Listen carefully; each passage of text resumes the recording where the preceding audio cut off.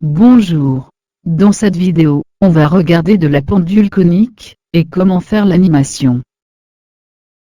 Pour pouvoir faire l'animation, il faut connaître les forces qui s'exercent sur le solide, S. Il s'agit de son poids, du tension de fil et de la force centrifuge qui est notée grand F. Et on sait que la force centrifuge est égale à m fois v au carré sur r. Mais pour faire plus simple, on va égaliser la force centrifuge au poids de S, multiplié par un facteur positif qu'on notera alpha. Alpha qui va être le curseur. Le poids dépend de la masse, alors, il faut créer du curseur pour la masse qu'on notera m, qui sera en grammes. Création de curseur L qui est la longueur du fil, et enfin le curseur T qui est le temps. Alors nous aurons 4 curseurs au total qui sont, le curseur alpha, le curseur L, le curseur M et le curseur T. R sera obtenu par la relation tangente phi égale P sur F, et de cette relation on aura V et oméga.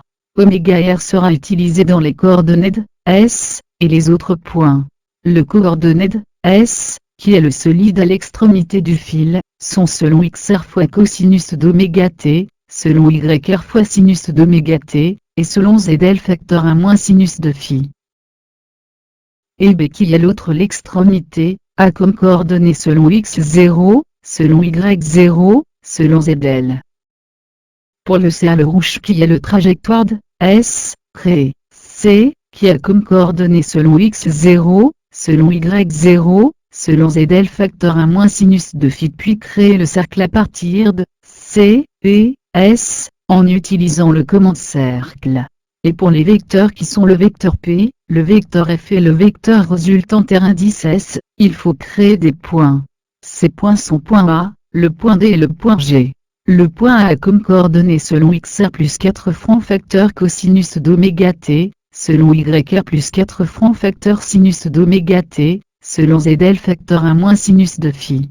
Le point D a comme coordonnées selon XR fois cosinus d'oméga t, selon YR fois sinus d'oméga t, et selon ZL facteur 1 moins sinus de phi moins 4p. On construit de droite, l'une issue de points S et A, l'autre issue de points S et D, puis tracer deux autres droites, l'une passant par A et parallèle à la droite issue de S et D, l'autre passant par D et parallèle à la droite issue de S et A. Et G sera intersection de deux nouvelles droites. Enfin, l'utilisation de commandes vecteurs. À bientôt.